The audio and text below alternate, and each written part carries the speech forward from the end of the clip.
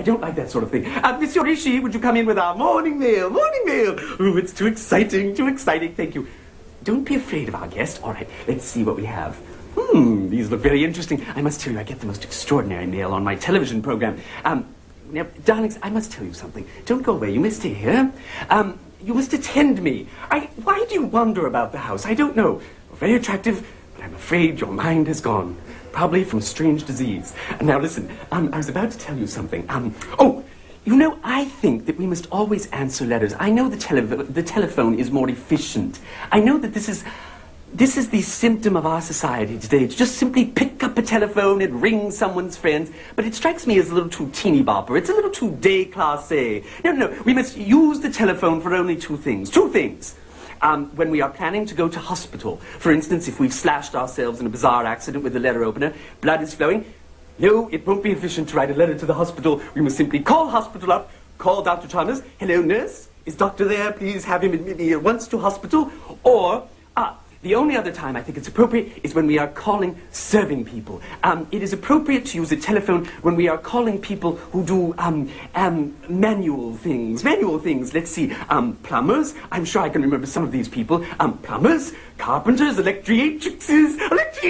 No, we cannot write them a letter. A light goes out, a bulb is blown. Call up the electriatrix immediately, my dear. You see, these are the only two occasions. So we should open our mail. My goodness, someone has used spirit gum on this.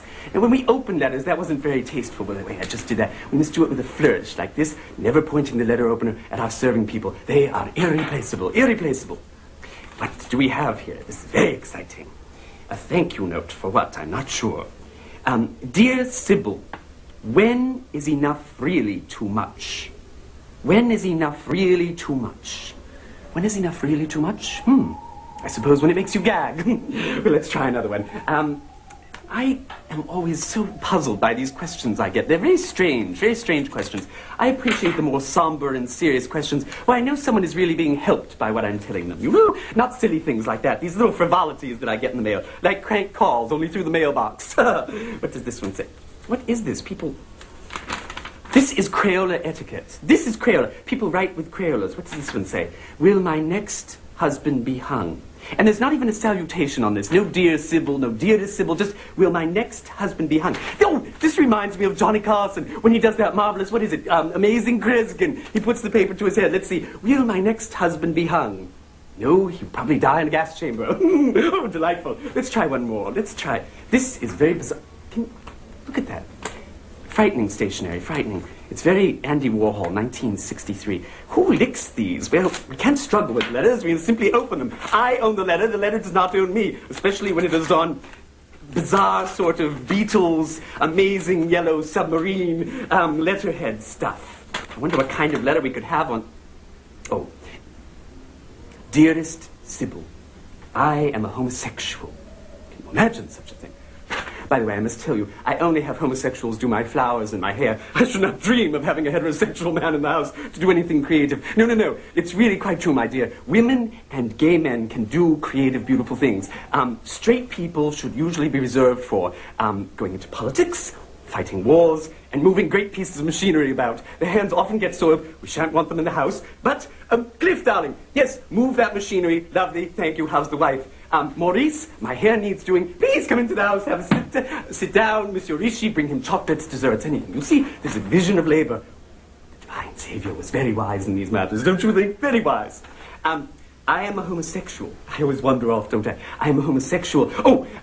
My mother does not know I am gay. She is alone in the world. My father died. Oh, this letter is just like so many I get. I got a letter recently from a man who said that his father had died many years before. His mother was alone in the world. There are no other siblings, no one to provide grandchildren for this helpless woman. So, what do we do? How do we tell this woman that her son is gay? I have 3 words of advice for you if you are gay and your mother doesn't know. 3 words. 3 words, they're foolproof. Do her hair. Oh, my dear, if your mother doesn't know that you're gay, simply walk in one day, bring her a breakfast tray with a lovely bouquet of flowers, preferably weeds. bourgeois people use tulips and mass-produced flowers that look like they could be made out of plastic. But aristocrats and gay people often make beautiful flower arrangements out of weeds. Weeds, darling. This shows me a very devil-may-care, very, oh, je ne sais quoi. We wouldn't dream of having mass-produced tulips in the house. No, no. Go out in the garden and spend $300 or $400 picking weeds, picking weeds. Now, bring in a bouquet of weeds, on a Wednesday, a scrambled egg day? No, bring in egg sardou, a light sort of crepe thing with fruit, and wear a flouncy sort of jersey shirt thing, don't you think? And Miss Yorishi knows exactly what I'm talking about. And, oh, by the way, if your name is something very butch, like, Carl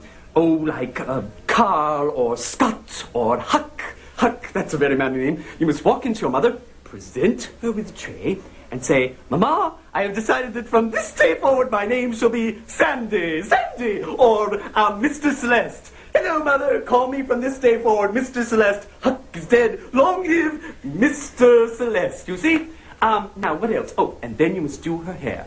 A lovely chignon sort of page boy thing with a spit curl somewhere on the side or here, or maybe 3 or 4 spit curls. The woman is sure to know you are gay. Sure to know you are gay. If that doesn't convince her, arrange flowers in front of her bridge companions. When you leave the room, they are sure to know that something is wrong, and they shall be sure to tell her. I think that about answers that. What is this for? Lovely, lovely. I should have used this for my mail. I'm losing my eyesight. Do you admire my glasses? They're Lena Wertmuller frames. I like them very much, don't you? Well, darling, I think we have a point mall to do together. A point mall! Oh, God, I'm so excited you're here. Oh, what a dreary life. I live in this huge place, 89 serving people, 400 rooms, and they're always complaining. They say it's claustrophobic here. How absurdly of them, surly. Go, go, go. Let's go off and have some adventures, shall we?